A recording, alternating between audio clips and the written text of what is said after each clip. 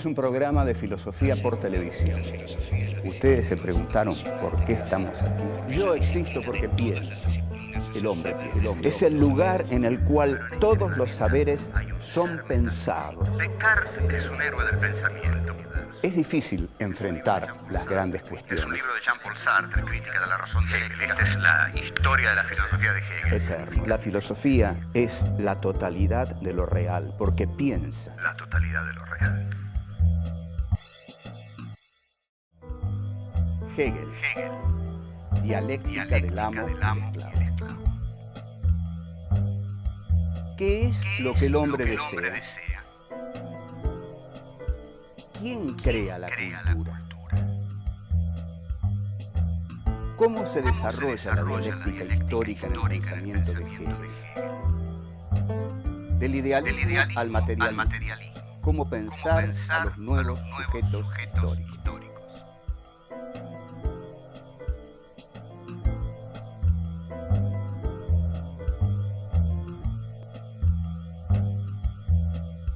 En la Fenomenología del Espíritu, que es la obra maestra de Hegel, que la publica en 1807, hay un fragmento célebre, que es uno de los más altos momentos de la filosofía, en el cual Hegel desarrolla lo que se conoce como la dialéctica del amo y el esclavo.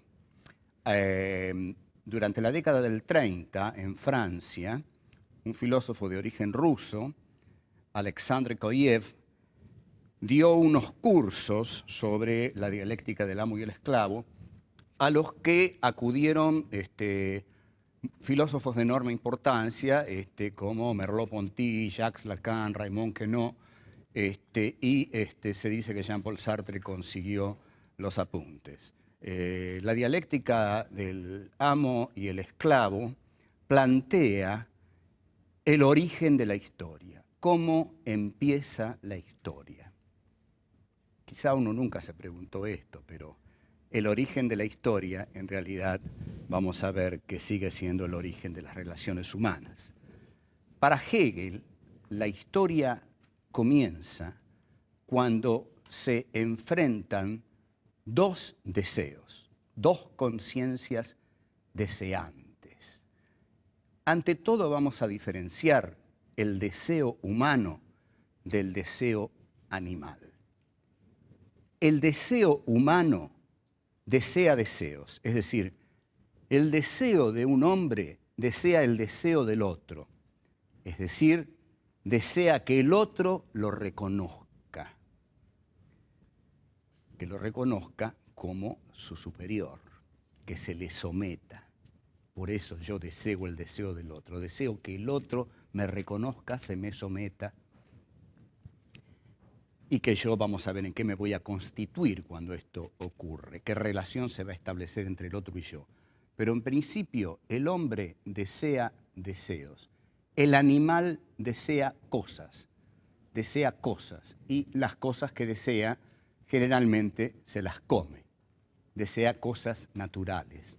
El hombre no desea cosas naturales, y este es el excepcional hallazgo de Hegel.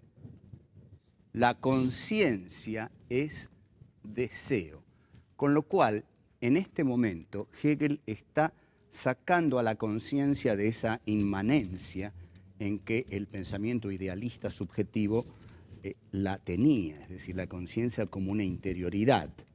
Acá la conciencia, al ser conciencia deseante, se expulsa, está arrojada hacia afuera. Lo que yo deseo es el deseo del otro. El animal desea cosas, desea la materia, la naturalidad, lo natural. El hombre desea deseos. Bien, se establece entonces el enfrentamiento. Yo deseo que el otro se me someta. Deseo que el deseo del otro me reconozca. Mi deseo es que el otro se me someta y me reconozca. Y el deseo del otro es que yo haga eso, que yo me someta y lo reconozca a él. Este enfrentamiento tiene una resolución, porque uno de los dos en determinado momento los dos saben, he pedido perdón, está bien. Los dos saben. En realidad, cuando uno explica mal algo, tiene que pedir perdón. Los dos saben, las dos conciencias deseantes saben que están emprendiendo una lucha a muerte. A muerte. Yo deseo que el otro se me someta y me reconozca, y el otro desea que yo me le someta y lo reconozca. Esta es una lucha a muerte. Pero en determinado momento se resuelve, porque una de las dos conciencias tiene miedo. El temor. ¿A qué tiene miedo? A morir. Tiene miedo a morir. Porque esta, que es una lucha a muerte, va a terminar con la muerte de uno de los dos. Entonces, el que tiene miedo a morir antepone el temor a la muerte a su deseo. Es más fuerte su temor a morir que su deseo de ser reconocido por el otro. En cambio, aquel en el cual el deseo es más fuerte que su temor a morir es el que somete al otro. Pero el otro, el que pierde, en él no es tan fuerte el deseo de ser reconocido, es más fuerte el miedo a morir. Entonces ese se me somete.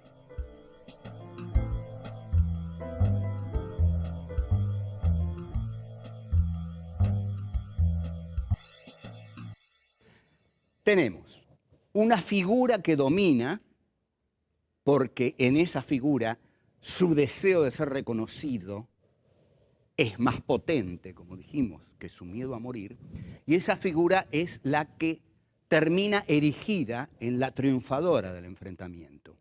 Esa figura es el amo. La otra figura, aquella que tiene miedo a morir y en consecuencia no le importa, deja de lado el deseo de ser reconocido, es el esclavo. Quedan así entonces constituidas las dos figuras del amo y el esclavo, en las cuales Hegel encuentra el inicio de la historia humana.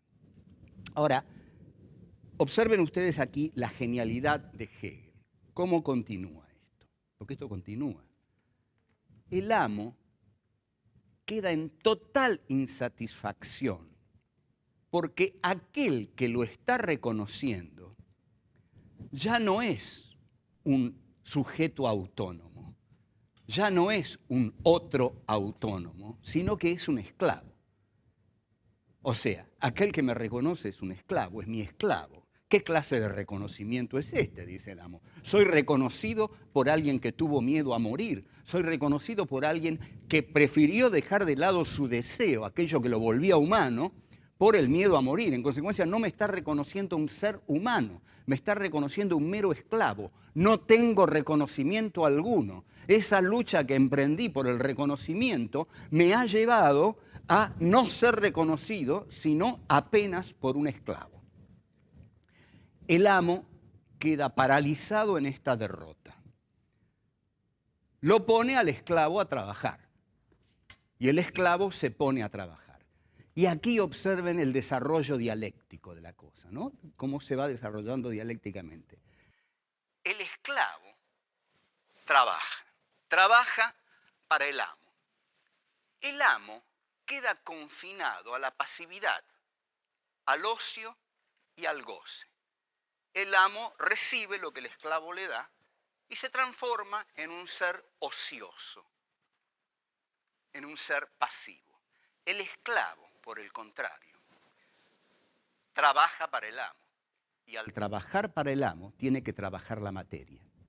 Al trabajar la materia, el esclavo comienza a construir la cultura. Porque la cultura es el trabajo que el hombre ejerce sobre la naturaleza, sobre la materia. El hombre transforma la naturaleza, transforma la materia y de eso surge la cultura, las culturas históricas, surge todo. Entonces, la historia humana pasa por el lado del esclavo. Es el esclavo el que con su trabajo para el amo descubre que él tiene una relación con la materialidad que es creativa. Es tan creativa que le permite sentirse más humano que el amo.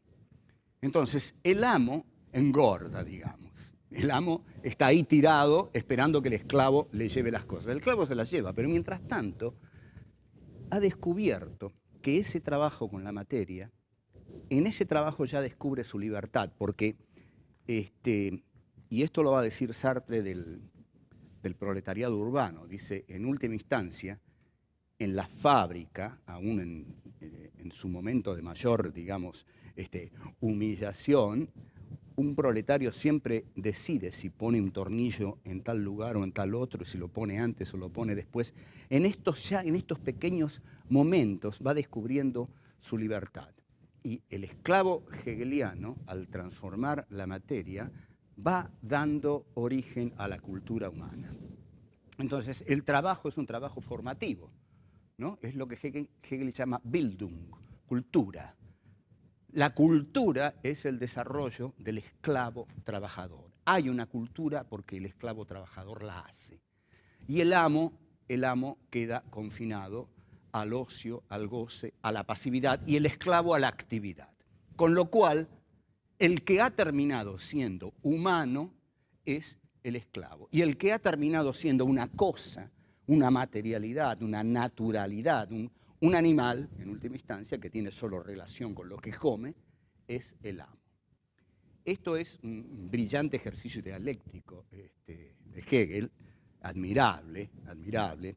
Admirable en principio porque lo que hace es que le pone a las conciencias no una relación de conocimiento entre sí, sino de deseo. Quiero tu deseo, vos querés mi deseo. Bueno, yo te voy a matar con tal de conseguir tu deseo. Ah, no, yo tengo miedo. Bueno, entonces tu deseo es mío. Ahora sos mi esclavo, anda a trabajar y atendeme, dame todo lo que necesito. Pero aquí yo me transformo en una cosa que come y vos sos un esclavo que trabaja la materia y hace cultura. Hay desarrollos sobre esto y que los podemos hacer y muy interesantes. Por ejemplo, el amor. Voy a seguir aquí un desarrollo de Jean-Paul Sartre en El ser y la nada. Lo voy a seguir un poco libremente. Pero en la relación de amor que se establece entre dos conciencias libres, la más débil es la que ama más.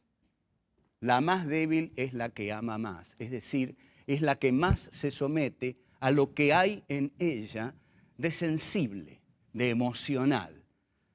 La conciencia que ama menos es la que más domina, la que más manipula. Si me amás demasiado, sos mía.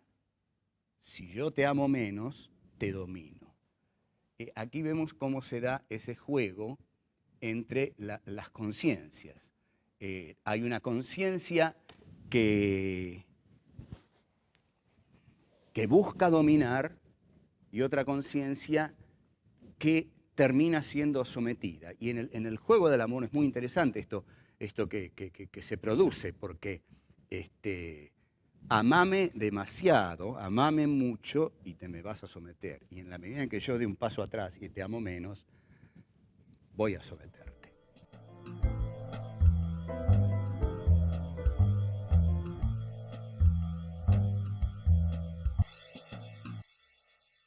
Si hablamos de una dialéctica del amo y el esclavo, es evidente que estamos hablando de la dialéctica. O sea, ¿cómo funciona aquí la dialéctica?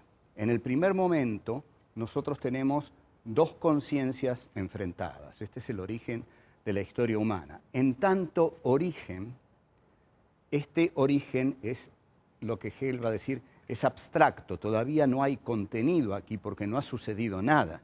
En realidad tenemos dos conciencias que están enfrentadas y todavía no ocurrió nada más que este enfrentamiento. O sea que es un primer momento de la dialéctica que tiene que desarrollarse. El segundo momento de la dialéctica es el de la negación. Es decir, cuando una de las conciencias logra que la otra se le someta. Es decir, una de las conciencias niega a la otra y la otra se le somete. El tercer momento de la dialéctica es la negación de la negación. ¿Por qué?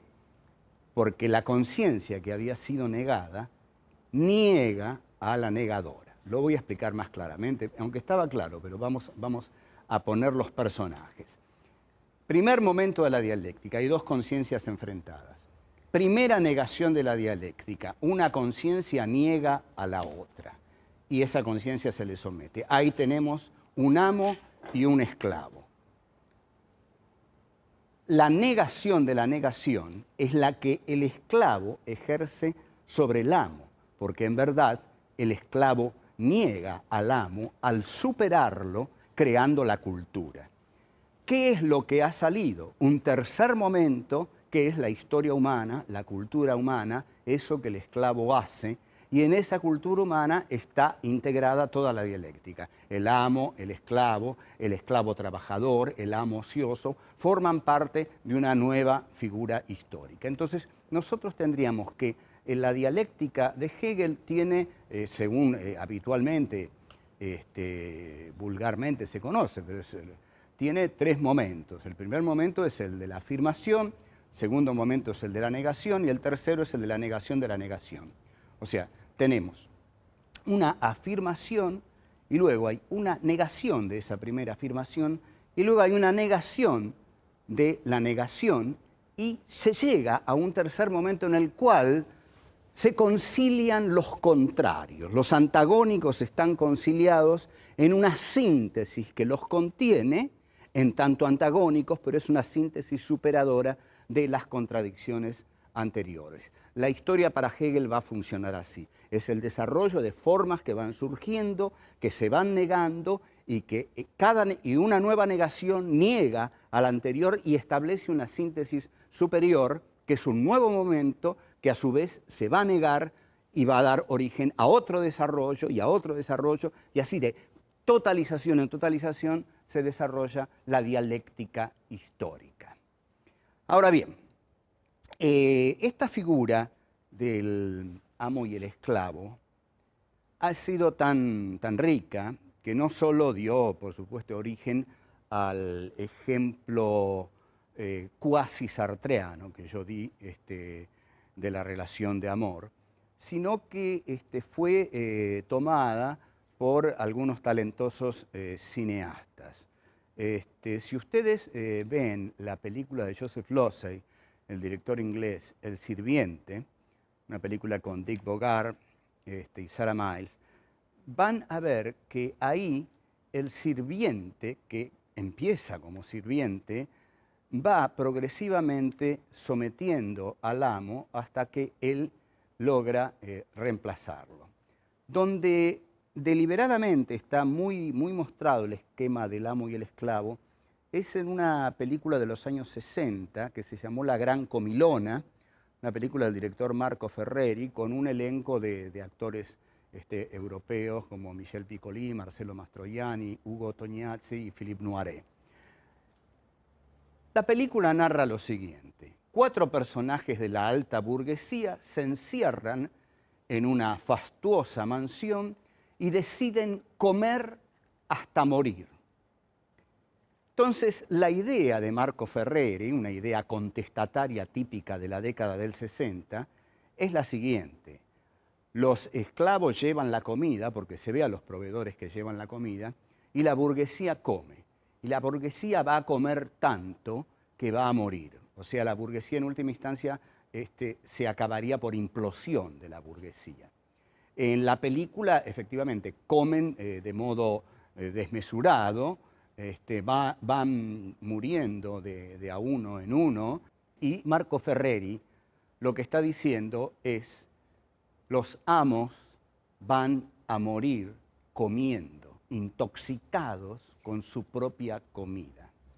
Lo que nosotros a lo largo de los años hemos visto es que la burguesía sigue comiendo y no muere, sino que por el contrario son los pobres los que mueren porque no comen. Es decir, el mensaje utópico de Marco Ferreri se ha invertido en esta realidad que nosotros estamos presenciando en este momento histórico al que podríamos llamar posmilenio o de polaridad nuclear apocalíptica, si ustedes quieren darle una calificación optimista a este momento histórico.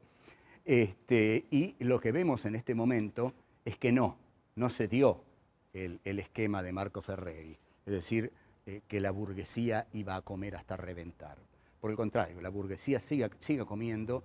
El proletariado no enterró a la burguesía, como Marx lo había pronosticado, sino que es la burguesía la que está enterrando al proletariado, y que la burguesía sigue comiendo y no muere, y el proletariado, o los pobres, los excluidos, los escupitados del sistema, mueren porque no comen.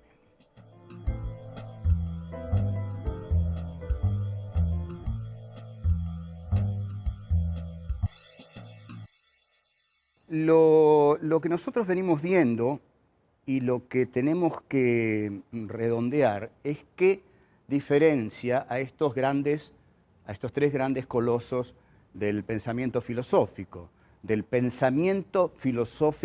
idealismo filosófico, es decir, de esa rama de la filosofía que parte de un sujeto situado, centrado para conocer la realidad. En Descartes teníamos un conocimiento único, absoluto y privativo que el sujeto tenía sobre sí. El sujeto solo tenía el conocimiento de su pensamiento. En Kant, el sujeto constituye al objeto.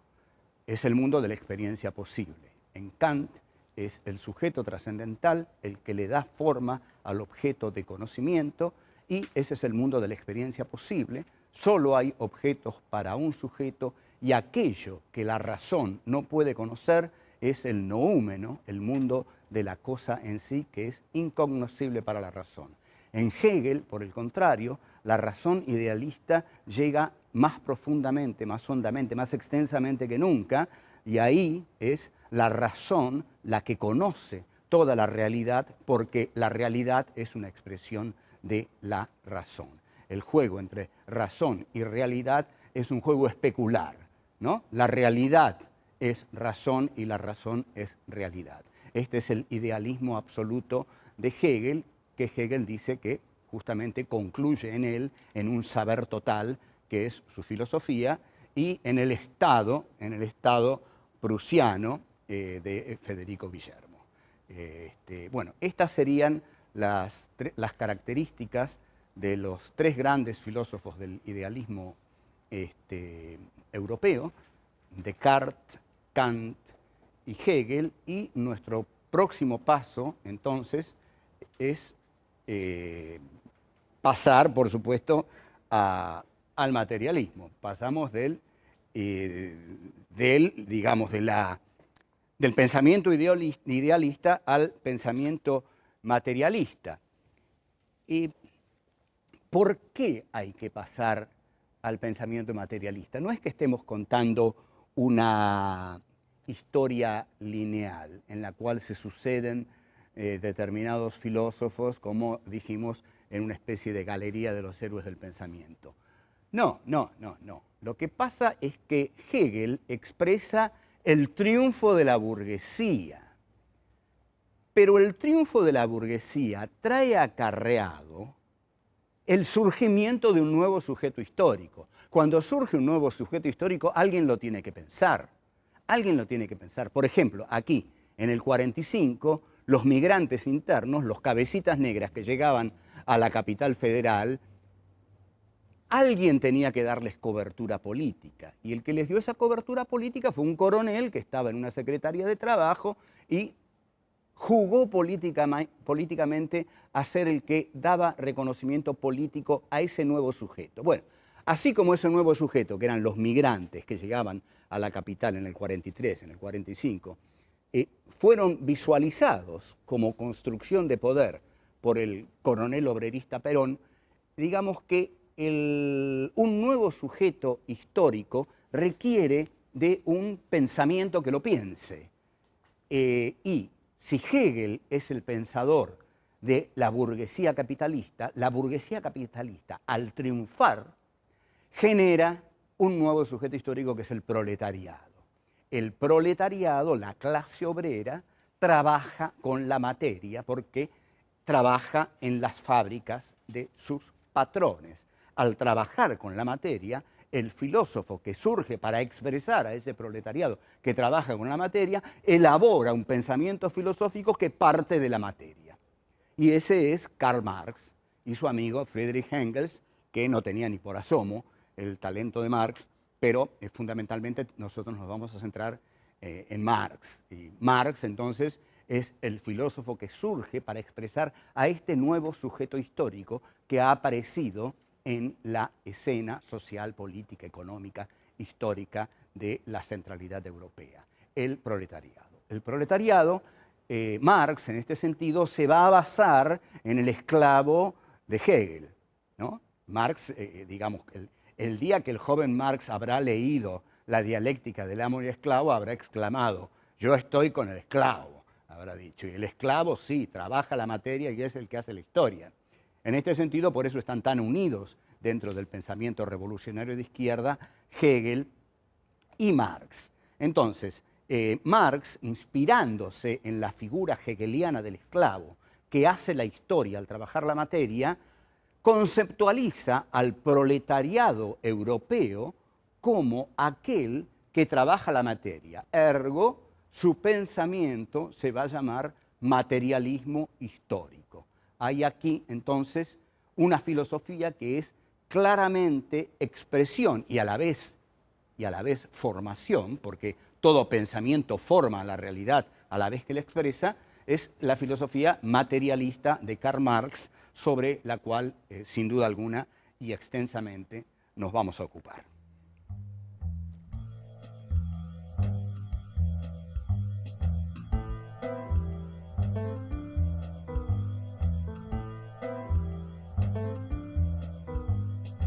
El que tiene miedo a morir antepone el temor a la muerte a su deseo.